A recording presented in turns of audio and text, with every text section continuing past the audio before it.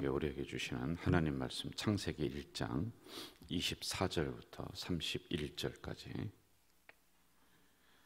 창세기 1장 24절부터 31절.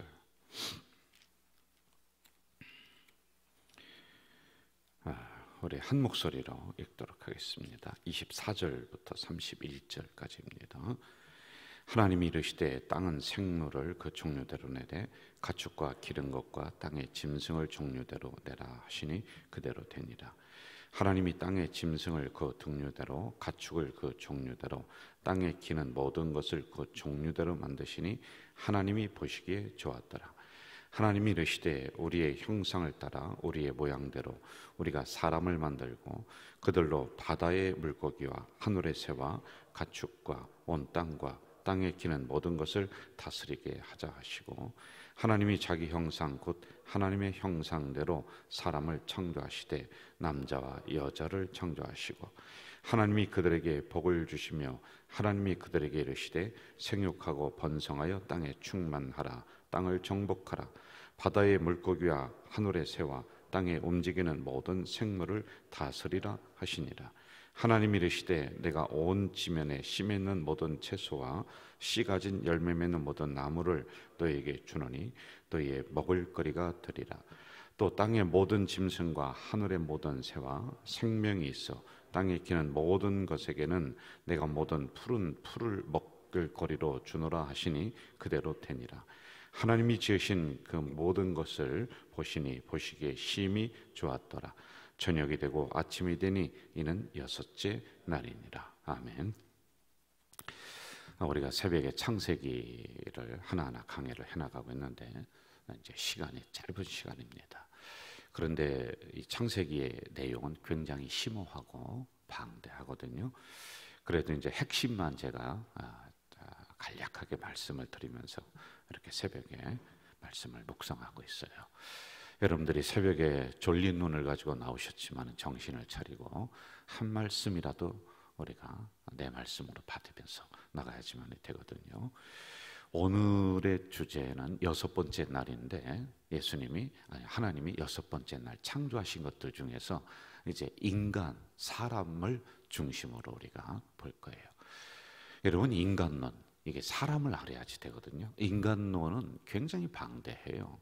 인간은 알면 알수록 모르는 게 사람이에요. 그래서 오죽하면 우리 어르신들이 이런 얘기 하잖아요.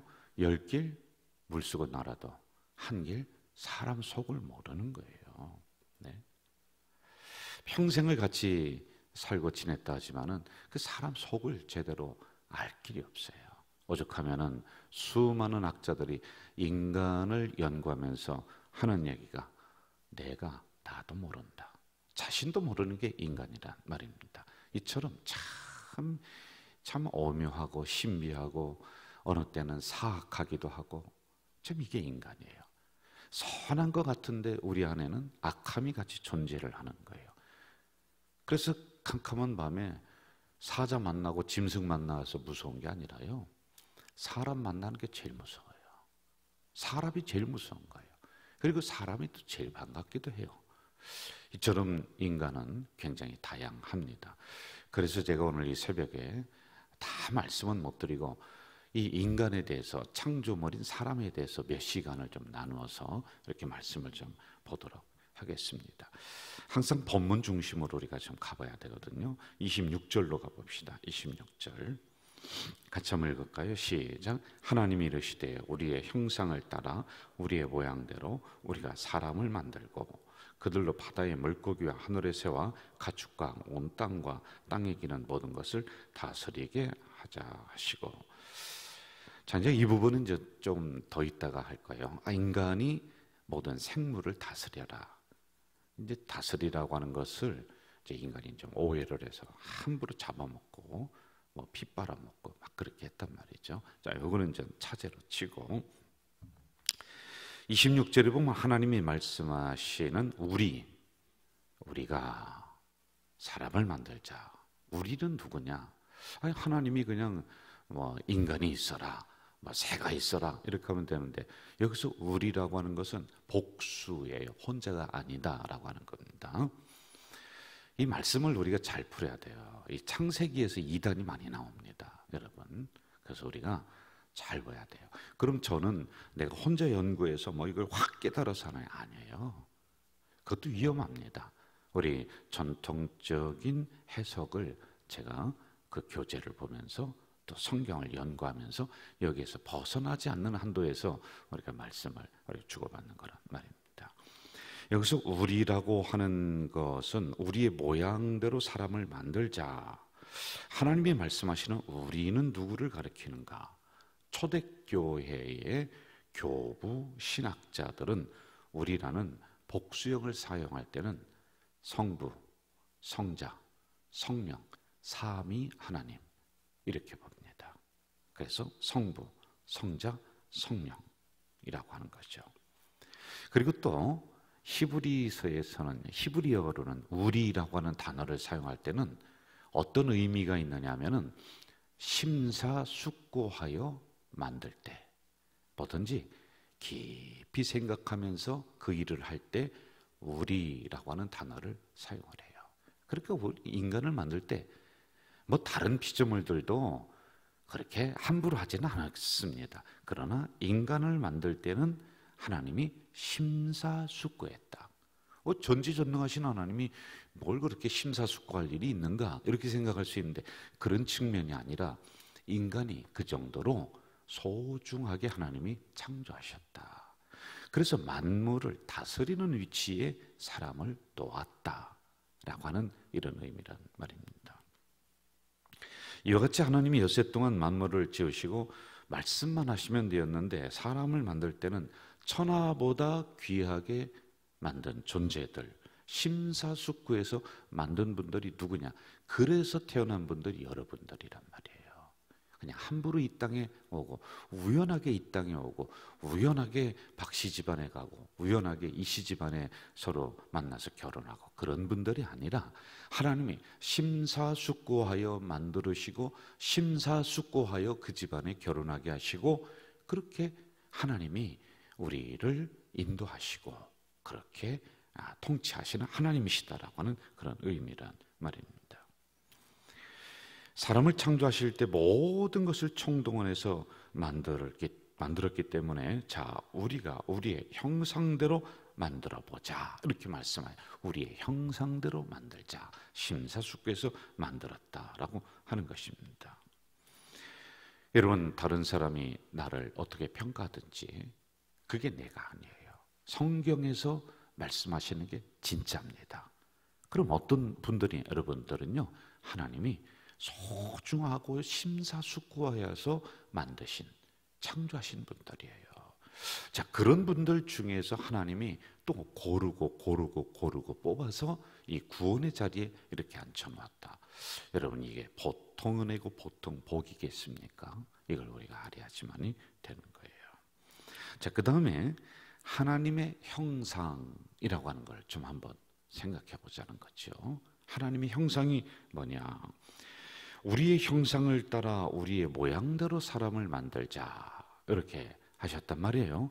이것도 오해를 하면 안 돼요, 여러분.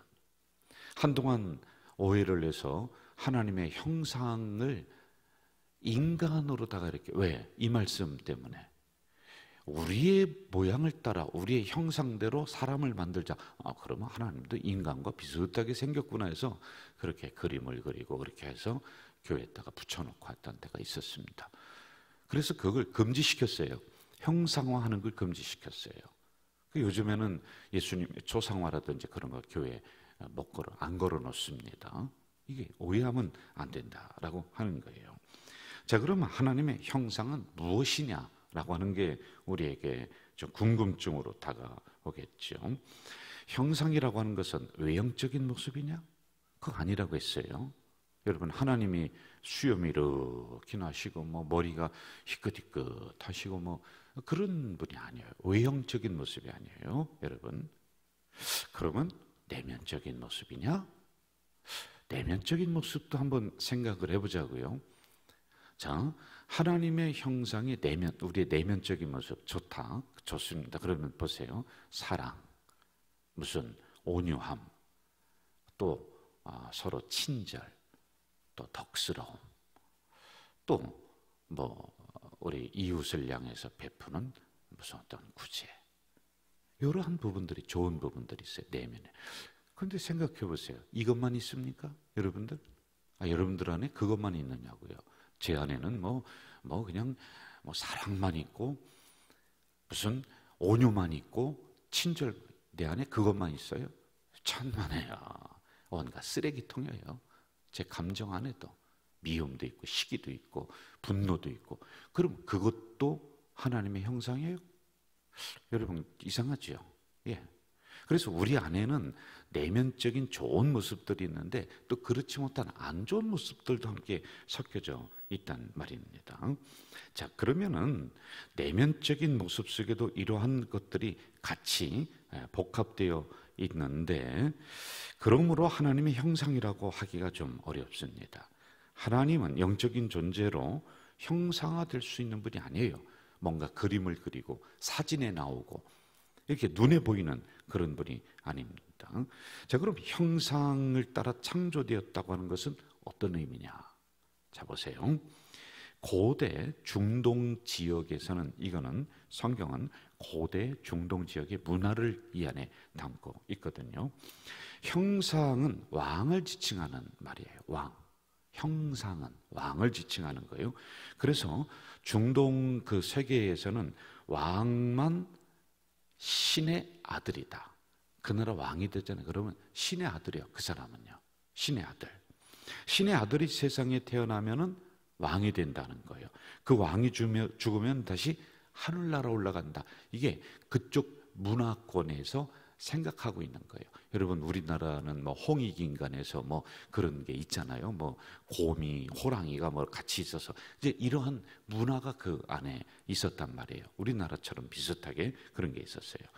그래서 오늘의 말씀하시는 여호와 하나님은 모든 인간을 하나님의 형상으로 만드셨다라고 하는 것은, 하나님의 형상은 인간을 왕과 같은 존귀한 존재로 우리를 만들었다라고 하는 것이, 인간이 존귀합니다. 베드로전서 2장 9절에 보면은 오직 너희는 택하신 족속이요 왕 같은 제사장들이다, 이렇게 말씀하고 있단 말입니다. 이미 우리는 이렇게 귀한 존재들이라는 거예요. 그래서 앞부분에 있는 것과 지금 말씀하시는 게 서로 일맥상통해요. 여러분, 하나님은 우리를 하나님의 형상대로 존귀하게, 인간을 아주 소중하게 만들어 주셨습니다.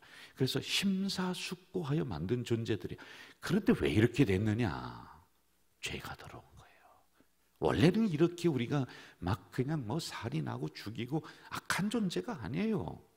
그런데 죄가 들어와서 우리의 하나님의 이러한 형상들, 존귀함이 깨져버리는 거예요. 이걸 다시 하나님의 말씀으로 회복시켜 나가는 게 이제 예수 그리스도의 구원의 사역 중에 하나이란 말입니다. 존귀한 분들이에요. 이걸 다시 우리가 회복해 나가야 돼요. 이것이 바로 창조 신앙을 회복하는 거예요.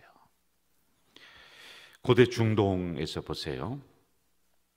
방대한 나라를 다스려요. 왕이 갈 수가 없어요. 그럼 어떻게 하는지 아세요? 거기에 동상을 세워요.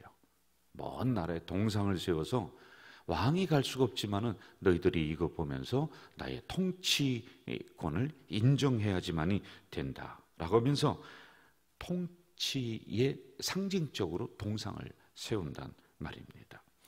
자, 하나님은 하나님의 형상으로 사람을 만드시고 하나님의 대리 통치자로 우리에게 그런 권한을 주셨어요. 그래서 우리가 그 이후에도 봤습니다마는 만물을 우리에게 맡기고 다스리라, 정복하라. 이것은 하나님을 대신해서 이 땅에 있는 모든 것들을 관리하라라고 하는 아주 존귀한 위치까지도 우리를 올려놓았는데, 우리는 우리 스스로 거름밭에 뒹굴고 앉아 있는 거예요. 예? 이런 존귀함을 우리가 모르는 거예요. 그래서 창조신앙은 이 말씀을 통해서 하나님이 나를 심사숙고하여 만드셨구나. 나를 하나님의 형상, 왕 같은 사람으로 나를 만드셨구나. 그리고 하나님이 나를 대리 통치자로 이 땅에 보내주셨구나. 그 집안에 보내주셨구나. 이걸 우리가 깨달아서 나가는 거예요. 그래서 여러분, 이거 모르는 사람은 함부로 살아가잖아요. 세상에 함부로 하잖아요. 그러나 우리는 말씀으로 이것을 계속 훈련해 나가고 깨달아 나가고 또 배워 나가고 우리 안에 있는 죄성을 자꾸 없애버리고 이렇게 해 나가는 거 아닙니까? 오늘날에도 대통령이 직접 갈 수가 없으면은 누구를 보내요? 대사를 보내는데 대통령하고 얼굴도 같지 않아요. 나이도 틀려요. 그런데 그 대사에게 권한을 주는 거예요. 그 나라가서 나를 대신해서 우리 대한민국을 빛내라. 이렇게 대사를 보내는 거예요. 여러분, 우리가 바로 이 땅에 하나님이 보내주신, 하나님의 존귀하게 만들어주시고 심사숙고해서 만들어주신 대사란 말이에요. 그래서 만물을 우리가 잘 관리해야 되고, 그리고 하나님이 주신 그 사명을 이 땅에서 잘 이루어서 대한민국을 빛내는 것처럼 하나님을 빛나게 하는 이러한 존재들이 바로 여러분과 저이다라고 하는 거예요. 오늘 우리는 어떤 모습으로 살아가겠습니까? 우리가 그냥 걸음밭에 구르고 그냥 저 논바닥에 구르는 그런 존재가 아니에요. 여러분, 하나님이 심사숙고해서 만든, 그리고 위치도 왕같은 제사장으로 존귀하게 올려주셨어요. 그리고 사명도 너희들 이 땅에서 나를 대신해서 내 이름을 먹칠하지 말고 하나님의 이름을 빛나게 하면서 그렇게 대리자로 통치자로 내가 그런 권한을 주니 열심히 잘 살아라. 그렇게 우리에게 사명을 주셨단 말입니다. 오늘도 이러한 사명, 이러한 깨달음을 가지고 승리하며 하나님의 이름을 빛내며 교회의 이름을 빛나게 하며 살아가는 우리 성도들 되시기를 주 이름으로 축원합니다. 사랑하시는 아버지 하나님, 이 새벽에 연약한 저희들을 부르시고 말씀을 주셨습니다. 한 말씀이라도 이 새벽에 내 것으로 만들 수 있도록 도우시고 또 그렇게 살아가는 우리 가족 공동체가 될 수 있도록 역사해 주시옵소서. 예수님의 이름으로 기도하옵나이다. 아멘. 하늘에 계신 우리 아버지, 아버지의 이름을 거룩하게 하시며 아버지의 나라가 오게 하시며 아버지의 뜻이 하늘에서와 같이 땅에서도 이루어지게 하소서. 오늘 우리에게 일용할 양식을 주시고 우리가 우리에게 잘못한 사람을 용서하여 준 것 같이 우리의 죄를 용서하여 주시고 우리를 시험에 빠지지 않게 하시고 악에서 구하소서. 나라와 권능과 영광이 영원히 아버지의 것입니다. 아멘. 여러분, 이 시간에 가지고 나온 기도 제목 가지고 통성으로 기도하시다가 돌아가시겠습니다. 우리를 새벽에 불러주신 아버지,